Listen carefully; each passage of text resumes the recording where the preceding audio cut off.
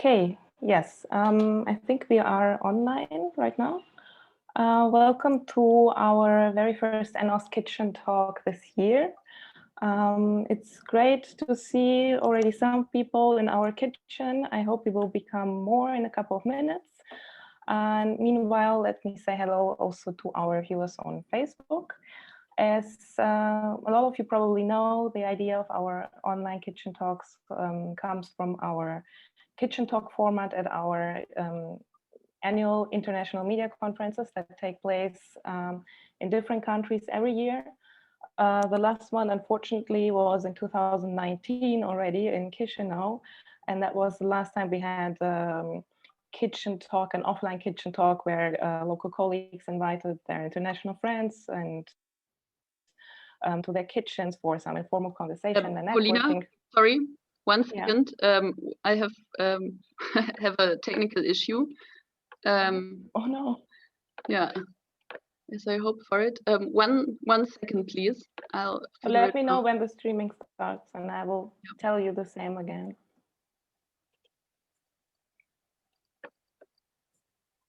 Hi, Boris. More n-ost colleagues joining us. So we are expecting the stream on the n-ost page on Facebook, right? Yes, now it's preparing. It should be ready in a second. Just give me a nod when I can start.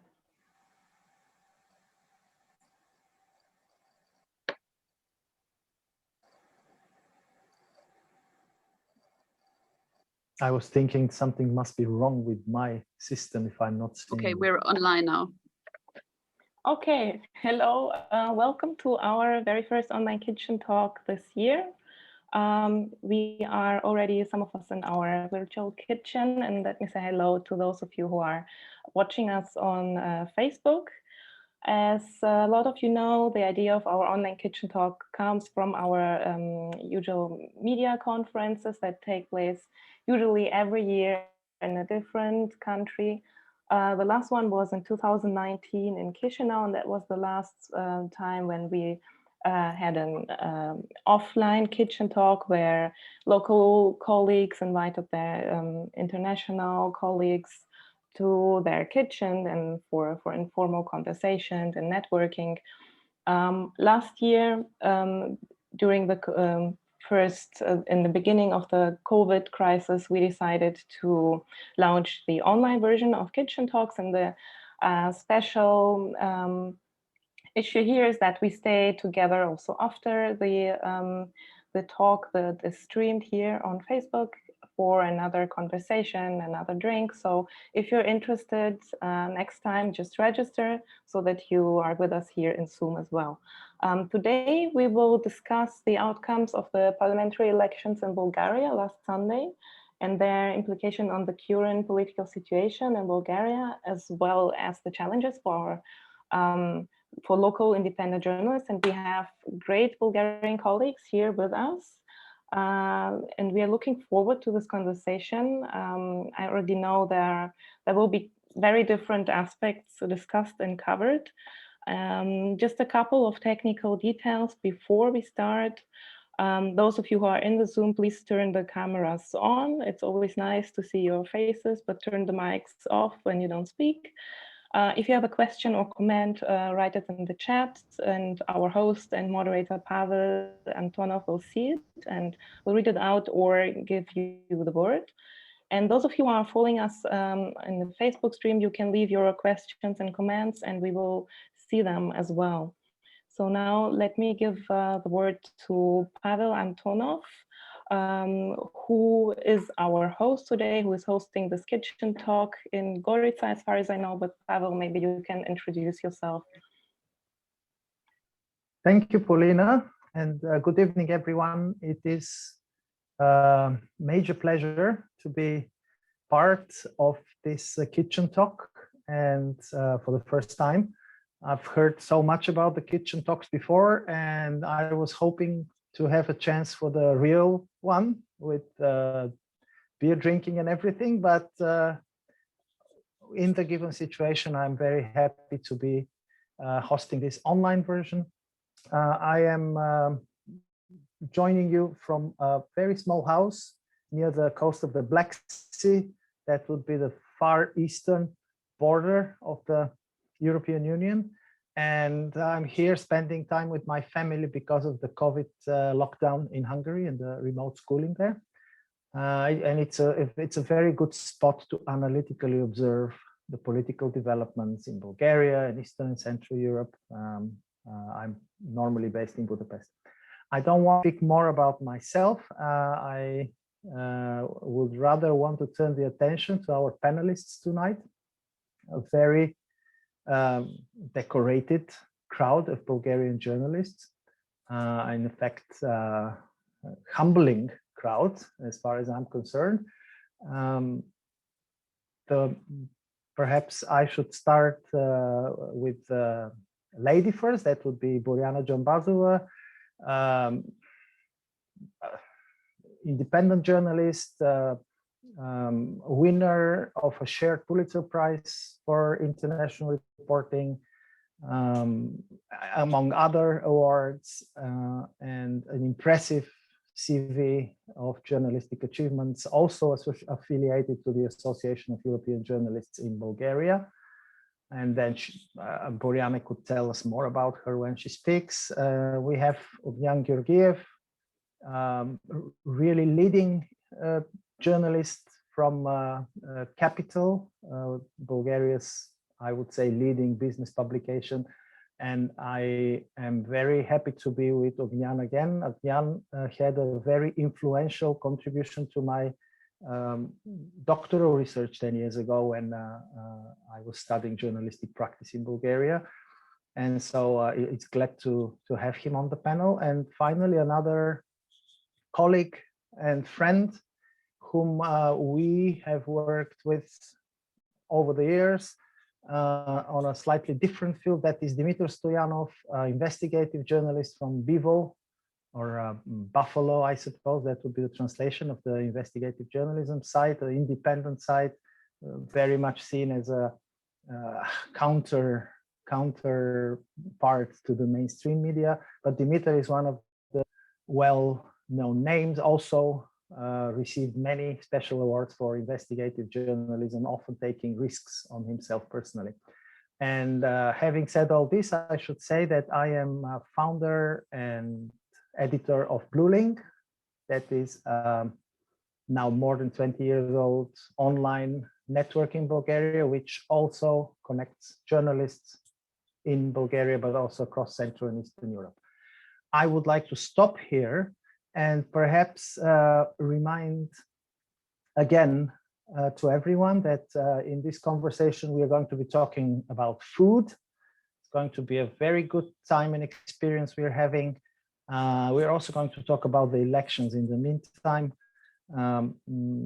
I suppose everyone who wants to ask a question could send a comment in the chat of the meeting. I am also greeting our viewers online on Facebook. You can also comment under the video streaming, and I am assured that comments will be transferred to the speakers. So unless, Paulina, I'm missing something, I am happy and ready to give a start to the actual conversation. Am I missing something at this stage? No, everything's fine. Very good then. Well, the reason why we're here tonight is because just a few days, actually on Sunday, Bulgaria went through a very interesting culinary experience in its democratic procedures by having a regular turn of parliamentary elections.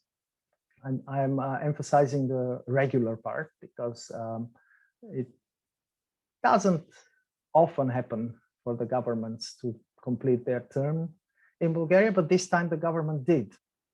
And so what happened is causing many reactions, different reactions, very generally distributed between great enthusiasm, but also quite severe pessimism. I would compare in the spirit of our conversation here, I would compare the outcome of the elections in the future parliament as local culinary dish. I would most like to compare it to something known as çürlügüveç. This is a Turkish word known across the Balkans and the Ottoman sphere, and it means a multiplicity of various ingredients, various vegetables, sometimes even pieces of meat cooking together in totally unpredictable ways, and the smell and the mixture of taste is fascinating.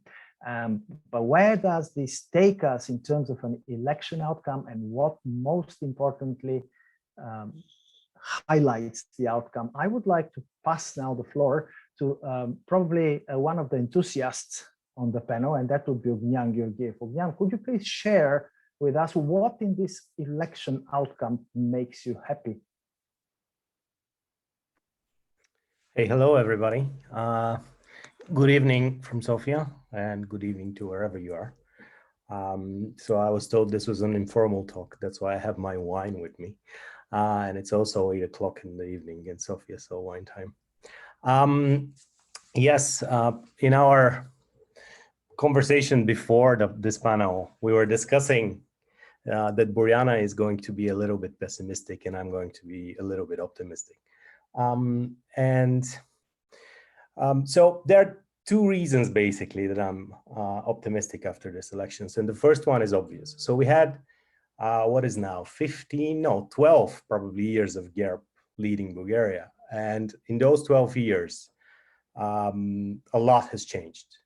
Bulgaria has changed in a lot of ways. And it took more than a decade for GERB to form what is now known as the model of governance that they have, which is basically crony capitalism with connected companies, connected people, and background deals. And so in order for anything else to happen in Bulgaria, in order for any other model to take place, hopefully more democratic, this model first needs to be dismantled. And the first step to the dismantling of this model is, of course, taking GERB out of power. So the reason I'm optimistic after these elections is that this is the first time that GERB is, I would say, in a knockdown. I wouldn't say knockout, but GERB is in a knockdown.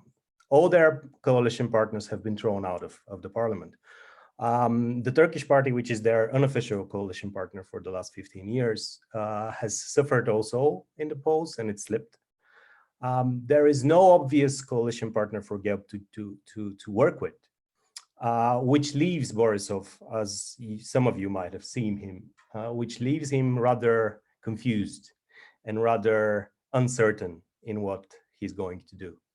And this, I think, is a good thing, because the first step has been achieved. We are somewhere where we haven't been in the past several years. So this is first reason to be optimistic.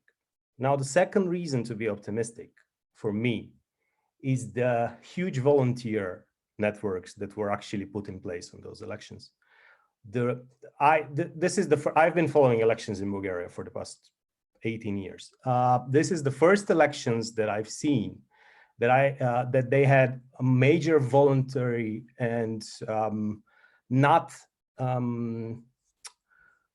created by the party's network of people who are themselves eager to help, themselves eager to work to ensure that the vote was fair, that everything was going on as it should be.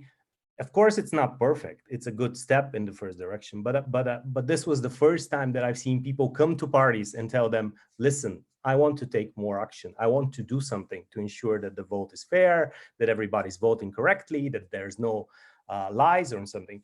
Three of the parties in this parliament, Slavi's parties, there is such people, I think is the right translation for it. So Slavi Party, Democratic Bulgaria Party, and a little party, the Protest Party of Maya Manova, they all had volunteer networks in Bulgaria and abroad, and they all worked together in a way to make this happen. And this makes me very optimistic, not because of the parties behind them, but because of the people who are there putting their efforts and work online. And I think this is a good first step. Of course, we don't exactly know what is going to happen, and everything can still go the way Borissov wants it. For example, with new elections and another coalition partner entering the parliament and so on. As I said, GERB is a knockdown, not a knockout. But it's a good first step in the right direction. So can I suggest, Ognan and everyone, can I suggest that we see the screen? I know that Capital has prepared a very good infographics in English, which shows the outcomes, and actually our viewers and participants can actually see what we're talking about here. Not sure I can do it though. Someone who can, could you please show the screen that is in the link? You should be able to share your screen actually. Okay, well. Me or him, I don't know. Everyone. I don't. Okay, well, I'm not finding how to do it at this moment. So if someone can, please go ahead. And in the meantime, I wanted to say that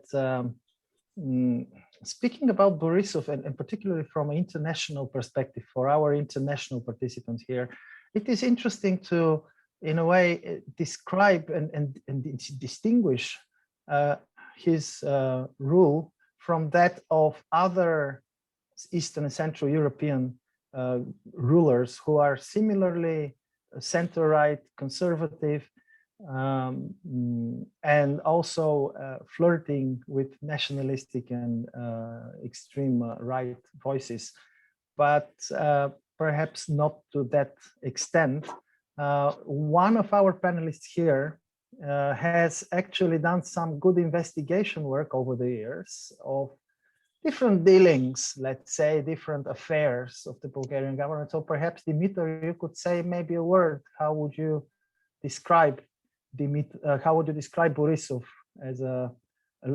as actually one of the most successful leaders of Bulgaria over the past 16 years? Hello, everybody. It's a great honor to me to be here with you. I would like to share my opinion. I think that we have really good result of the election, because we have also a huge abuse in election process. We expect the result of the election, of course. If we talk about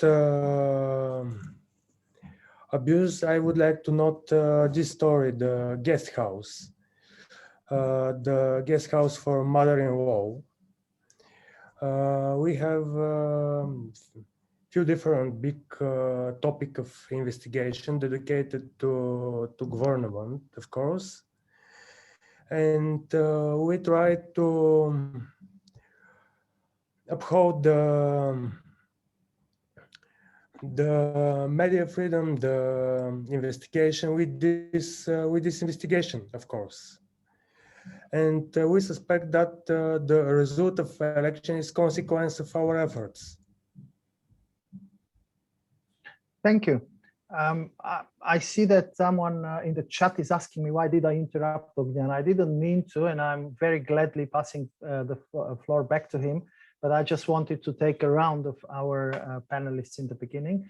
And I kept Boriana last as a dessert, because she is our sober and skeptical voice, I would say, to the outcomes.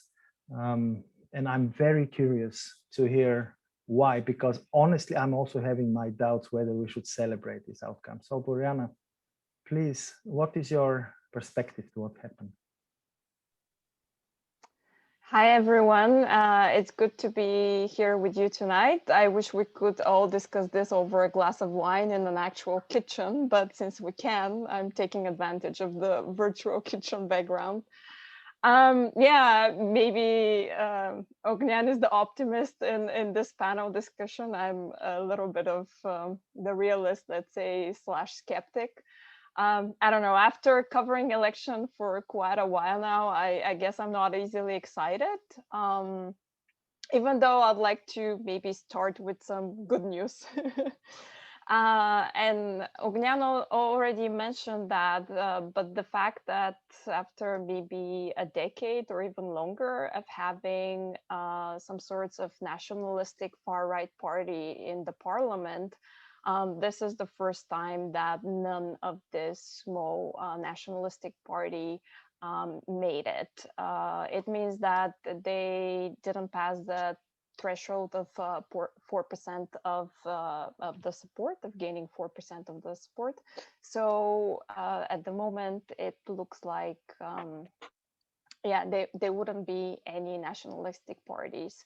And just to give you a brief overview, Ogi already mentioned it, but there were an alliance of 3 nationalistic parties have been the coalition partner, the junior coalition partner in the third Borissov's government.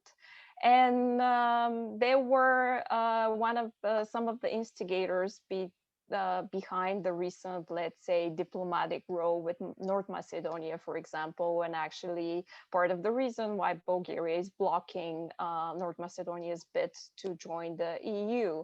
Or they're known for their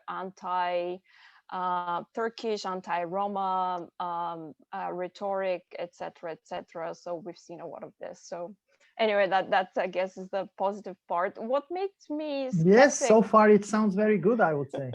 So yeah, I'm moving to the bad news, or not the bad news. I'm a reporter, so I like to listen to political observers when it comes to making any conclusions. And I've been covering the elections before and after April 4th, and I spoke to quite some of them, and the general consensus so far is that given the election results, we are probably heading to a stalemate, and none of the parties have the majority of the votes to form a coalition government or government on their own. So one of the likely outcomes, according to analysts, is that we might have another early election, which, given that we are in the midst of the third wave of the pandemic, and there are a lot of important decisions to be made, etc., etc., Bulgaria will need a stable government. And plus, just to give you a heads up that there is another election in the fall. Bulgarians are going to vote for a president as well in the vote. So we might actually be in never-ending election campaign until the end of the year. And again, given the pandemic and the crucial year we're experiencing, that might be a problem. Thank you. So just to basically clarify the picture, we have Borissov. You can see it on the screen. We have Borissov winning again the election, as he has done repeatedly since 2011, when he won for the first time. But there are these other 3 parties who are parties of the status quo, and there are these 3 new parties who are protest parties, who are anti-status quo parties, and that's the big hope. But none of them can form a governing majority without relying on the votes of the old parties. And here we see the big problem. So if we were to draw a parallel and see if this could possibly indicate a regional trend, that would be really optimistic for countries like Hungary, where I am based permanently, and other countries, that established center-right governments might really be challenged by a popular vote, which in Bulgaria's case followed upon almost a year of uninterrupted protests against the government. But when the alternative comes and gets the opportunity, it may fail to seize it. And this is a very obvious risk. as we see it in the first 2 days, I think. So back to the panelists, maybe back to Ognan again, as we had someone thinking that I interrupted you. Do you think, are you optimistic about the ability of these protest parties to actually seize the opportunity and go into government? Hey, again, no, you haven't interrupted me. I actually stopped because I thought that other panelists would also like to join in. So is there a reason to be optimistic? So first of all, we are in very, very early stage of what I would call political bargaining that is going to happen right now. Nobody really knows what Slavi's party wants. So Slavi party, to begin with, the Slavi's party is the big winner of this elections. So GERB was an obvious winner, and they have always won elections. They're still the biggest party in Bulgaria. For the first time ever, there is a second party that is not the Socialist Party. And this is a huge new player in the Bulgarian political field. Nobody really knows anything about them.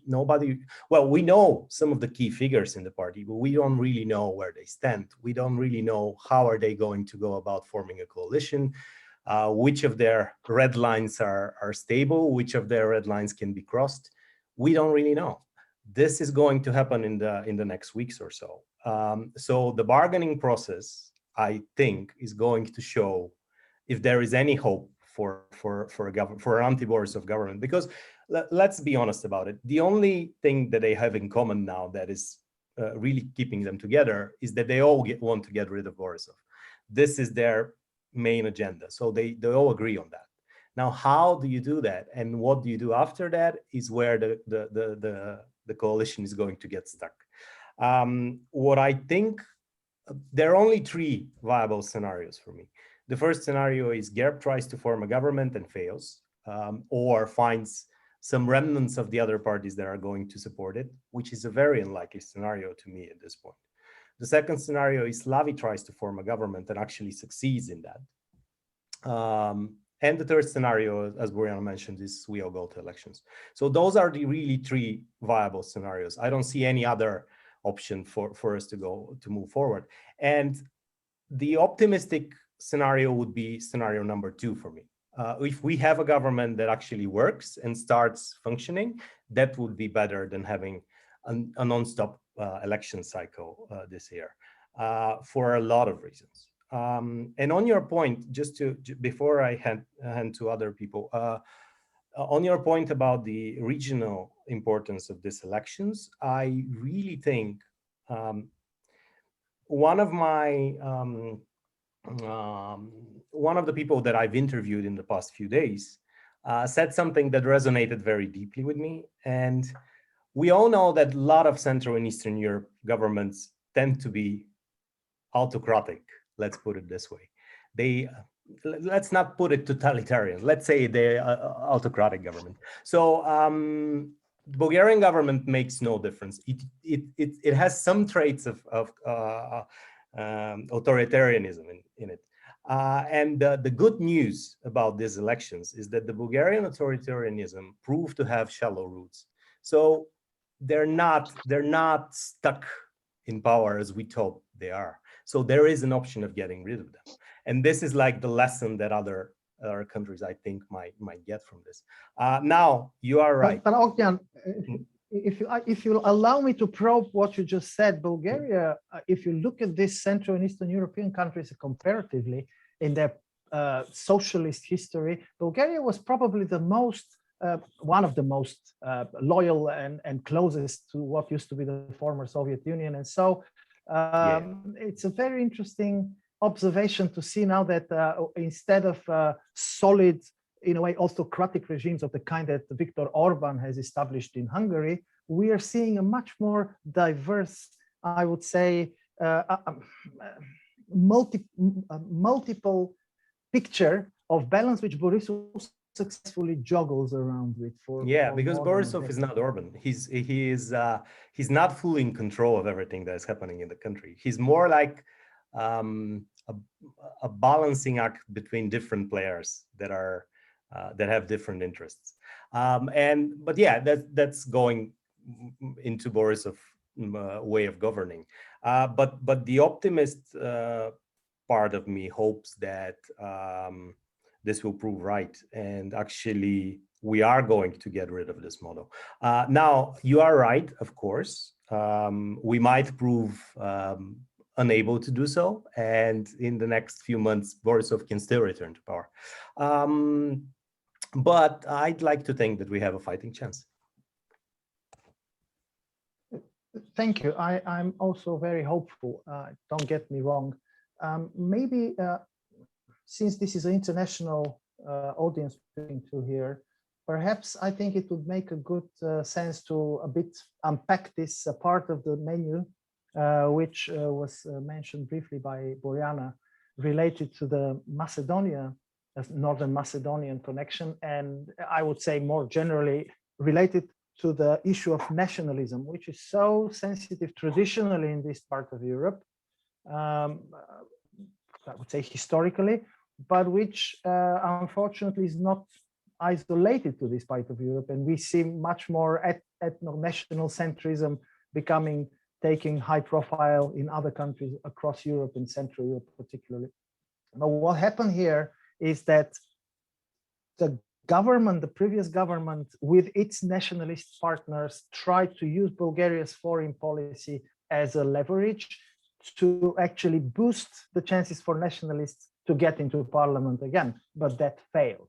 Northern Macedonia's accession was at stake because of this. So because of this failure, perhaps there is a good reason to celebrate, but also a good reason to be skeptical. What will happen in another election term? I'm passing it now back to Boriana and to Dimitar if you want to comment. Well, just to follow up on what Augie said, yeah, it's going to be interesting, maybe a couple of weeks. And as we mentioned earlier, there are a lot of unknowns. Basically, we have three political newcomers that mainly rely on candidates that don't have previous political experience. And for example, the anti-establishment party of Slavi Trifonov, who is just because maybe not all of them are, all of the viewers are familiar that much with Bulgarian politics. He is a popular talk show host, a singer, a celebrity, a musician, and a couple of years ago, he established his own party, and he vowed not to join forces with either the ruling party of Prime Minister Boyko Borissov or the opposition party, the Socialists. So if he's true to his words, as Augie mentioned, the only option is to maybe partner and team up with the other newcomers. These are the Anti-Corruption Democratic Bulgaria and the other party that run on a similar platform, which basically was established after the wave of anti-government protests last summer, and it's a coalition between some of the, let's say, prominent leaders of the protest and a former member of the Socialist Party, Maya Manova. So it really, now is the time for those parties to show their true colors of sorts, and whether they will be able to work together. When you are mentioning the Socialist Party as the former opposition, I am bound to clarify that even though you're absolutely right, the Socialist Party really lost its appeal because it's not popularly perceived as really an alternative to the status quo, first. And second, over the past year and a half, its leadership has flirted aggressively with the far-right rhetorics and joined campaigns against gender rights and against the Istanbul Convention. So in a way compromised its ideological stand as a Socialist Party. Just to clarify this issue, explaining why in fact it didn't surface as an obvious winner as the former opposition, but in fact took an even more major blow than the ruling parties. But there is a very interesting discussion going on in the chat, which I would like to come back to. It is about the turnout, the electoral turnout, and to what extent it, in fact, validates the outcomes. And I'm very curious to hear what our panelists think about it. I could see that Ognian even commented already in the chat. Well, I would say that this was one of the big questions during this election, because a lot of the sociologists and a lot of the pollsters didn't know what to expect. They were saying that anything could happen on Sunday. I mean, prior to the election, when they were commenting, because they were afraid that there is going to be a very low turnout. And this prediction actually didn't come true, despite the pandemic, despite the surge of new cases and new infections and the high death rate. People actually went to the polls. And part of the reason, some of these small parties didn't make it to parliament is the relatively, I mean, on the general scale, of course, it's not that high, the turnout, but it's definitely higher than, let's say, what many analysts were expecting. And an interesting thing is, of course, there were some analysis that, for example, elder people tend to support the Socialist Party. As you mentioned, they're the successor of the Communist Party in Bulgaria. So their supporters tend to be a bit older. And because of the pandemic, not many of them went to the polls. At the same time, many young voters turn up. And actually, for me, a very interesting aspect is that 1/4 of the votes for Slavi Trifonov's party are actually coming from people under the age of 30. So they were 30 years or younger. And that's quite significant, because I think so far very few parties in Bulgaria managed to find a common language, let alone to rally the support of the young in the country. And in general, they're quite apathetic, and they often, if you ask them, they'll say, oh, I don't care about politics, I'm not interested, I don't watch the news. So that's an interesting element. Yeah, and an interesting lesson learned for other countries who are heading towards elections in the COVID pandemic period, and wondering how that might affect them. Apparently in Bulgaria, the COVID did not turn to be such a decisive factor as expected. Ognian and Dimitar, perhaps, if you want to comment.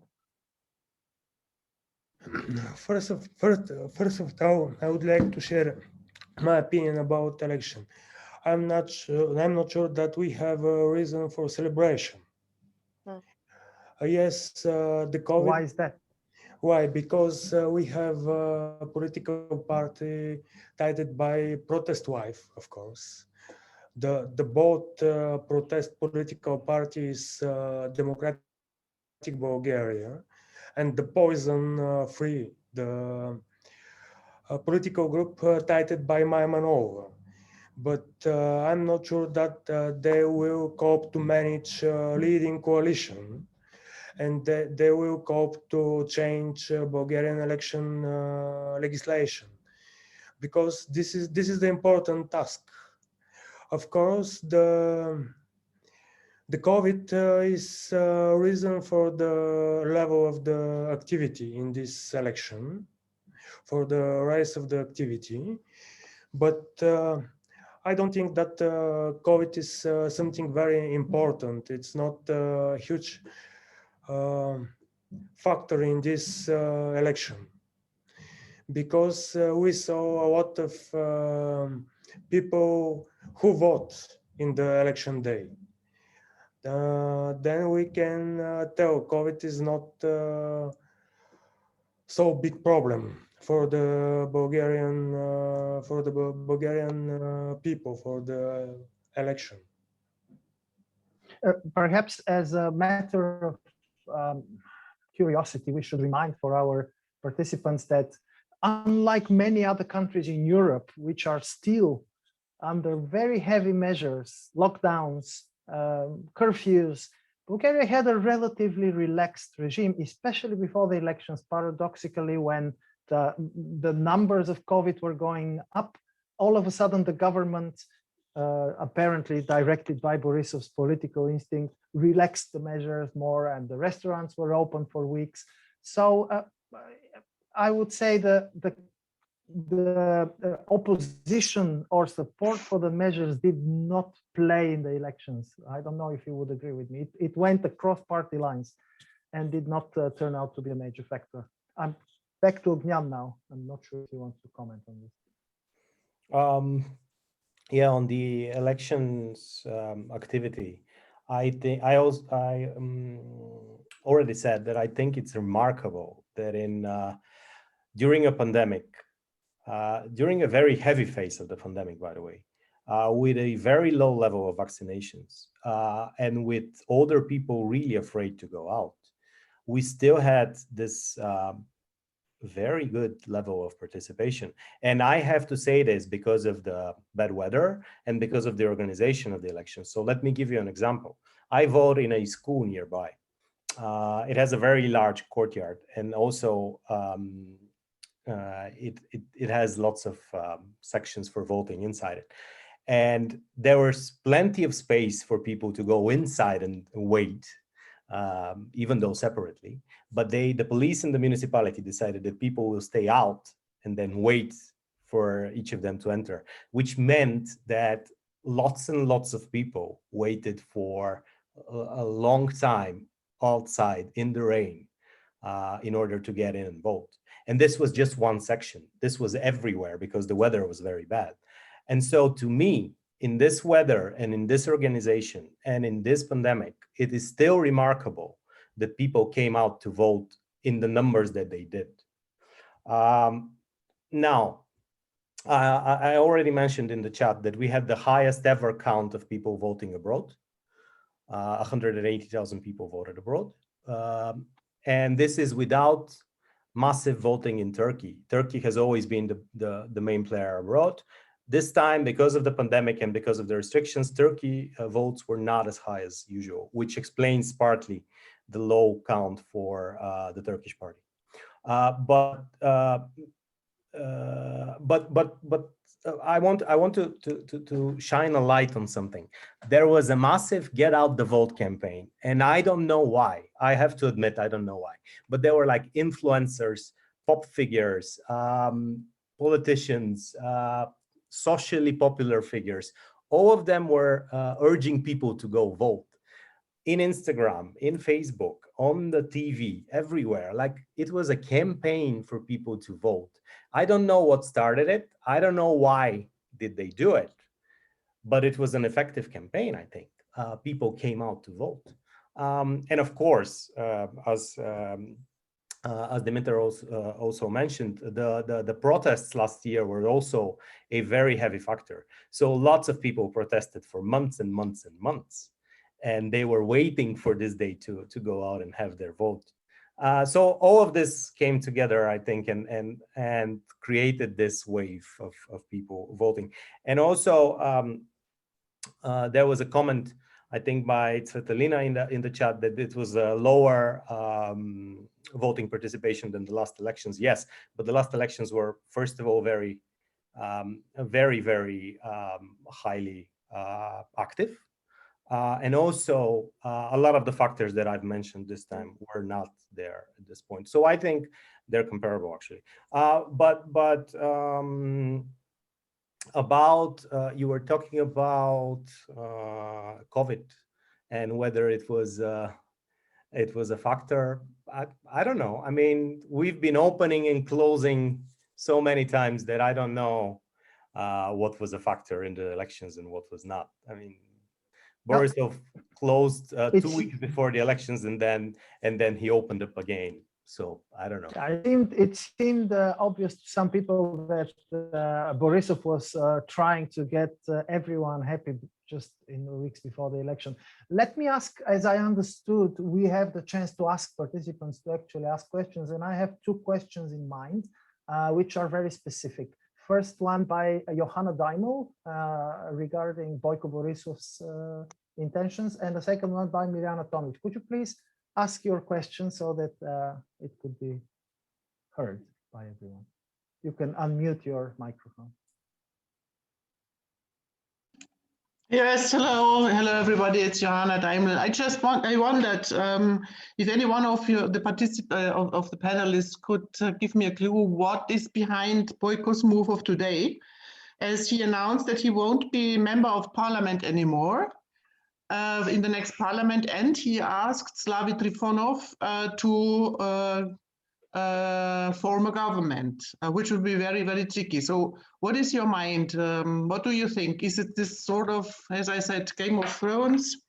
Does it make any sense? I think it will be very, very difficult also for Slavi Trifonov to form a government. So am I right if I expect that it's more an expert government, a technical government till fall, or is it some game behind Borissov because he is very smart and skilled in those political games? So what is your opinion about that? Thank you.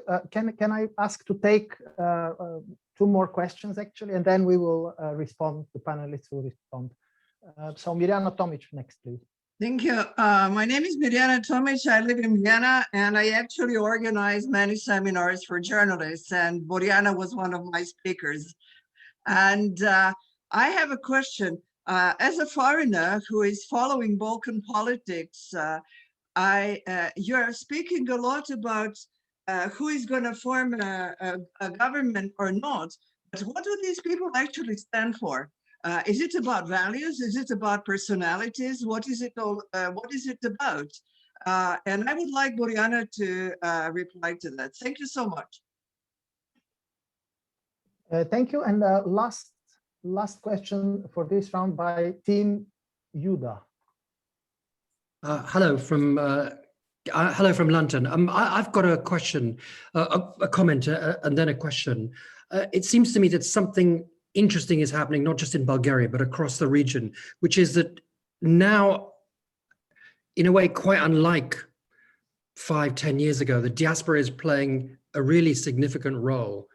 So in Moldova, in Romania, in Kosovo, and now in Bulgaria, the diaspora vote actually really counts for something and can change things. And I wonder whether somebody would like to talk about that or to comment on that. Thank you. Excuse me, can I just follow up to what Tim said? And this, the diaspora vote, which way does it go? Left, right, which values does the diaspora represent? Thank you. Okay, so back to the panelists. One question was directed to Borjana, but everyone feel free to respond.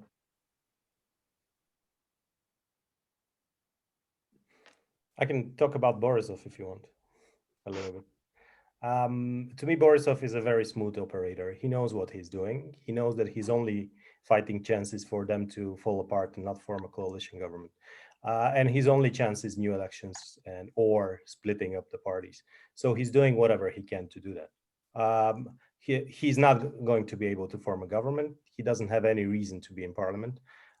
He wants to show that he doesn't have anything to fear, because the main program of lots of parties that are in parliament is to actually sue Borissov and put him in jail. This would be like the big hit that they can produce. So Borissov is showing that he's not, scared. I give up my immunity. I don't care what you do to me. I still have lots of votes. It's all show. He's very adept at that, and he's very calculative on what he can get out of it. He's putting all his bets on the fact that Slavi is not going to be able to form a government, and they will fall apart. And he might prove right in the end.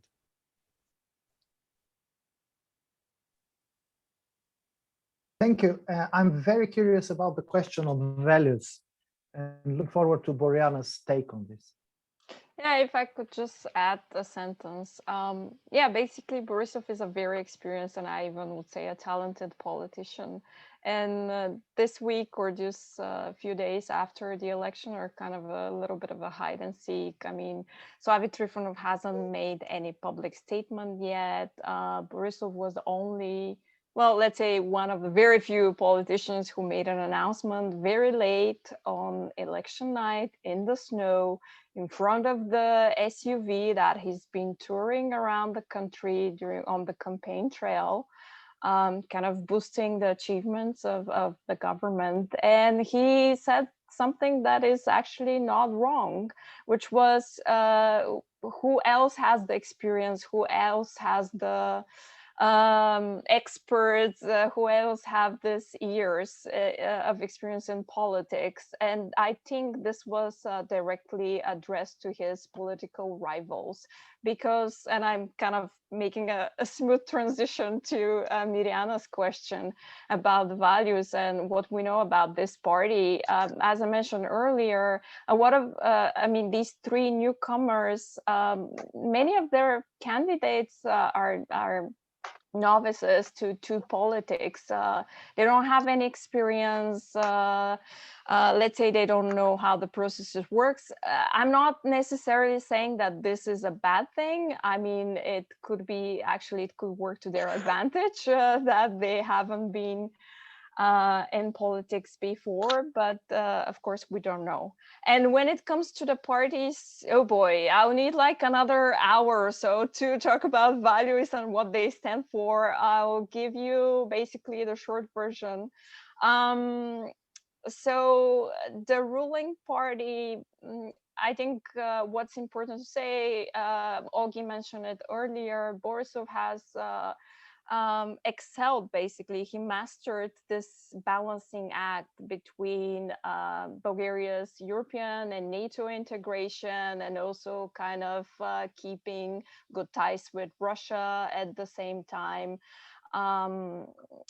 Openly, publicly, they are pro-European, unlike Orban, who become the poster boy of illiberal democracy.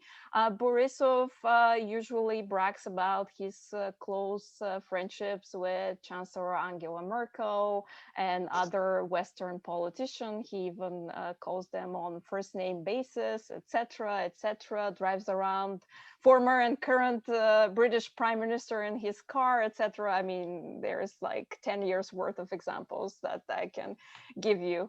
The Socialist Party, they are the successor of the communists, but sometimes, to be honest, I have very hard time explaining the political spectrum in Bulgarian to foreigners because, to be honest, it doesn't make sense. It doesn't even make sense for locals, so hence it's even harder to explain it to somebody who's not familiar with the situation in the country. So unlike what you would expect from a left party, they don't behave as one. And some of the political analysts are saying that this cost them dear in this last election, because they kind of bet on this nationalistic rhetoric, etc. They've been close to Russia, and that also worked to their disadvantage in 2017, when again they lost to Borissov. But yeah, they're anti-migrant, etc., etc. So they don't behave as a typical left party, or what would you expect? One would expect to see in Europe. And then just to direct the spotlight to the new parties. The short version is that we don't know much about them. Slavi's party, it was formed in 2019. And besides the fact that he has been pushing to change the voting system, and in fact, in 2016, he initiated a referendum on that. I mean, they did a good job. They put together their program, etc., etc. But we don't know what their policies are going to be like. So as I said, there are a lot of unknowns, and we don't know which are the red lines that they're gonna cross or not. What they vouch not to do is cooperate with Borissov's party and the socialists. And so far, the leader of the party has been silent since election night. What they have in common with the other two newcomers, and maybe just to explain, I'm avoiding telling you their names because trust me, I spent a lot of time trying to translate those in English, and I'm still very unhappy with the versions I've came because they become very creative picking up their names, and I need probably, I don't know, another 5 minutes to tell you the backstory and the context of each name. Or as one of my editors told me the other night on election night, boy, I bet they don't have those problems in elections in Germany. So I think I agree with that. But basically, Slavi's party roughly translates into something like they're such a people, or at least that's my version. I don't claim that it's perfect. It's far from it, but that's as good as it gets. And it's, anyway, there's a story behind it, but they were basically anti-establishment. They vow to fight the political elites. They were anti-Borissov, etc. They want a major political shakeup, but we don't know how exactly they plan to do that. The other party, which translates roughly into English into rise up, crooks or thugs out. That was one of the slogans that we've heard many times people chant on the streets of Sofia last summer when they demanded Borissov resignations along with the resignation of the chief prosecutor. Basically, they had it up to here with corruption, chronism, nepotism, and this slogan kind of inspired the name of the party. So again, they want a major change to see in Bulgaria.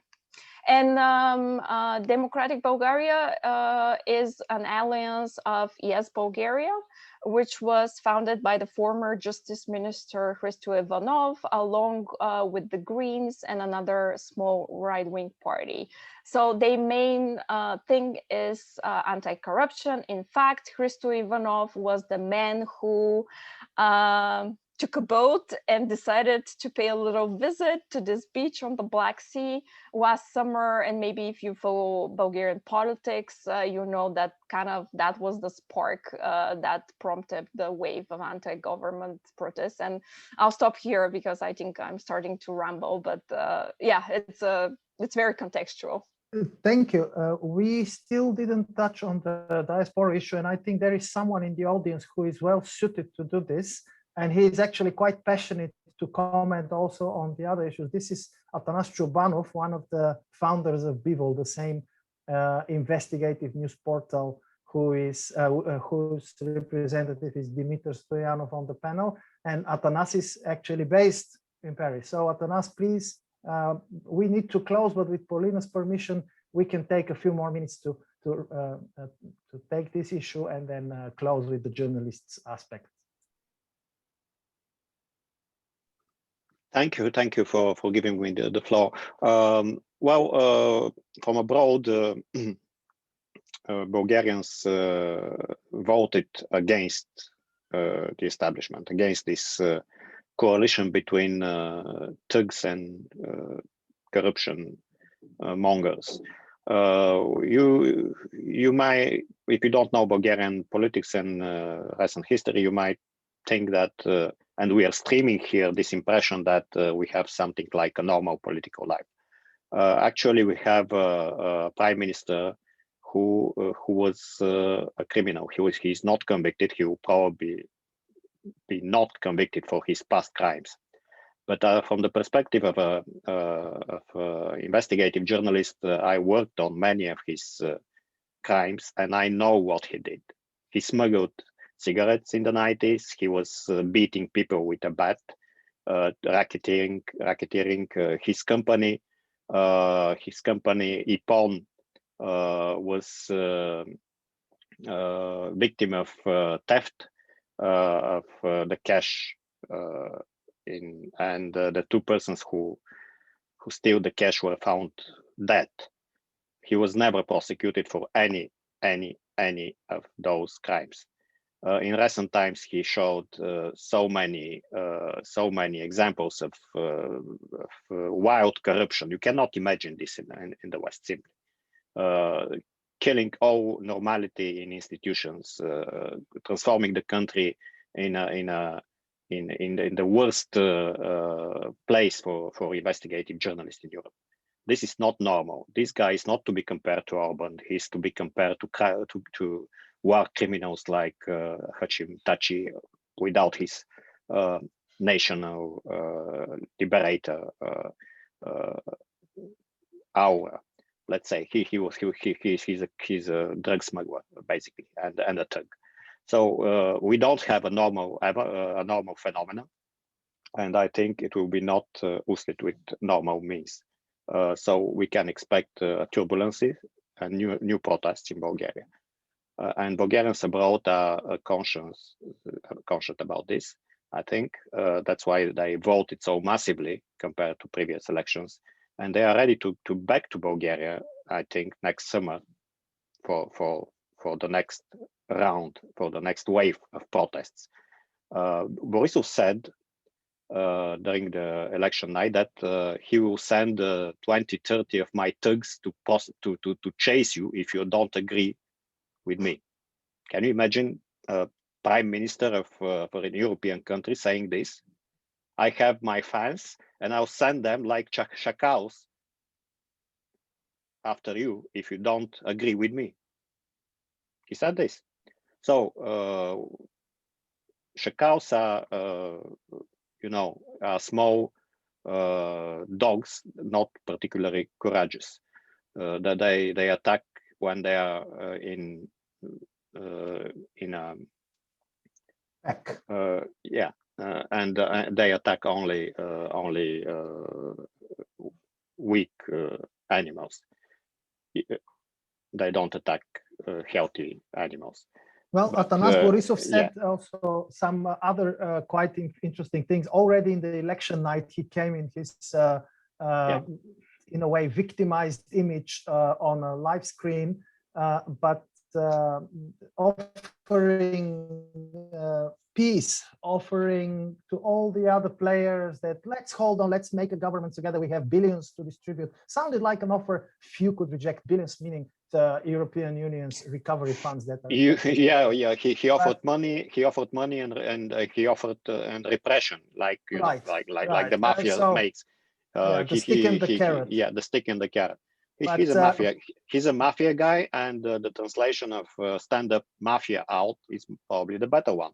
The thugs are not so organized, and they don't have the power to use the institutions against you, like he has.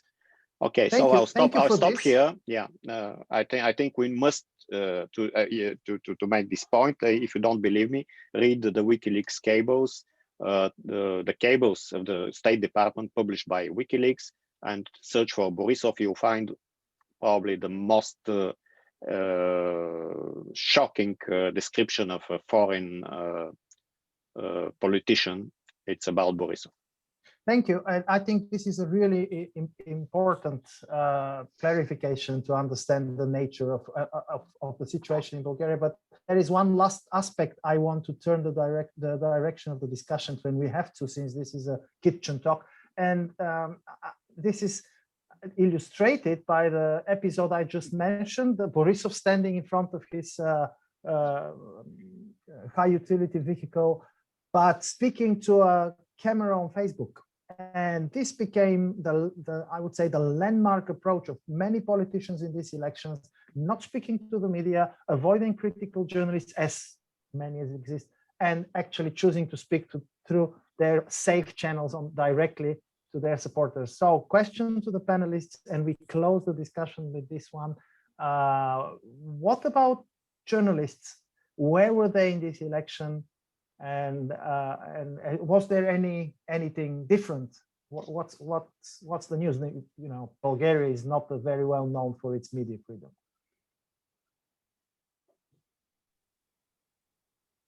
So should I start? Yes, please go ahead. Yeah, okay. Well, to sum it all up, I saw a very good question in the chat about the protests and the elections and how they affected the position of journalists and the trust in the news and the media.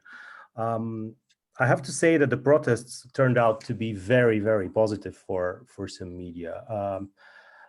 It turns out that the protests actually distilled the long-held distrust of people towards yellow and brown sides, and they've actually fallen down in readership and in trust in the last, I would say, half a year or a year.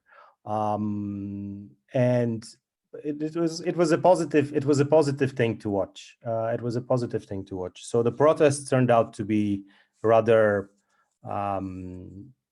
good for the journalistic sphere. Now, of course, Bulgaria has tons and tons of problems with journalism, and the way Borissov has turned most of the media into you know, toothless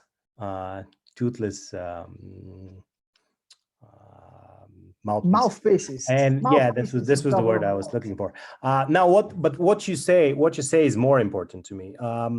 We've lost Borissov hasn't met a journalist in almost a year. Borissov hasn't spoken on press conferences in almost a year. He has been confronted by a journalist in Vienna a month ago when he went to talk about vaccines, and the journalist actually asked him about the media freedom in Bulgaria. He looked genuinely surprised that someone would ask him this. And the reason why this is that Borissov actually have been avoiding people through his Facebook live stream. Borissov uses his Facebook live stream as a means of direct communication with the people. He saw that it works in the Euro elections in 2019, and he started using it ever since. So he needs journalists less and less, and he uses them less and less. And this has been repeated throughout the state institutions. State institutions have actually stopped responding to a lot of journalist requests. State institutions has actually stopped caring about lots of journalist requests, and this to me is the biggest problem we're facing right now as journalists. And I don't particularly like, for example, the way Slavi Party has been handling journalists, because they have been avoiding journalistic questions also for the reason that they have their own TV, so they stream everything there. So I hope that this is not the way they are going to govern. Because this is Borissov's style in the last 2 years, and it's very, very disheartening to see what it does, because it's basically a one-way channel for communications, and you don't get the chance to ask anything or to even be heard. And this to me. Thank you, Jan. I just wanted to add one thing, and I'm finishing to Tim's point about the diaspora. I'm just worried because we are already 10 minutes almost past time. But of course, please add one more thing. I just wanted to add that the fact that this panel consists of journalists whom I would not describe as mainstream, I think is not an accident. I think there is a big part of the problem in the so-called mainstream media, which have very much internalized the loyalty to the economic and political interest of the status quo. But anyway, please finish. No, go ahead. I'm giving my floor to Boriana. Well, just one sentence on that. I think you summarized it pretty well. If somebody is interested, we can tell you more stories, but basically the bottom line is social media provided a very convenient shelter for politicians who wanted to avoid tough questions, or let's say the very few tough questions that reporters in Bulgaria dare to ask them. So yeah. And yeah, I just wanted to address Tim's questions or to give an answer, basically, yeah, this was the highest turnout from Bulgarian diaspora abroad.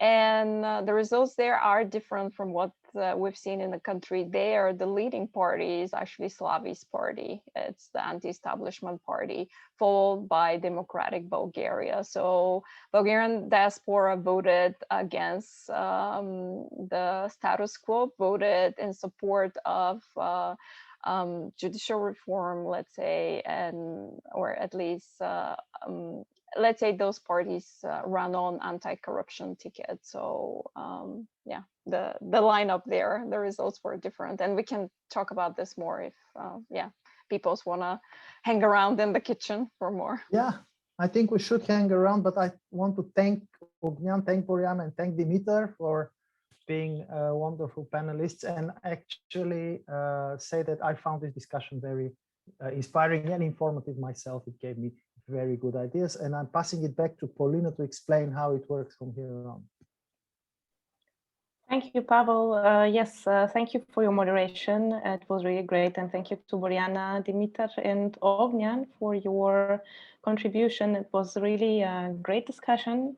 And we even took some extra time for streaming. But yeah, we will continue in a minute. First, I want to thank our viewers on Facebook. Please keep track on our announcements. There will be more online kitchen talks soon. And next time, you're very much invited to register so that you can stay with us after the streaming, as we will do now. So for now, we say thank you and see you soon, and cheers. So.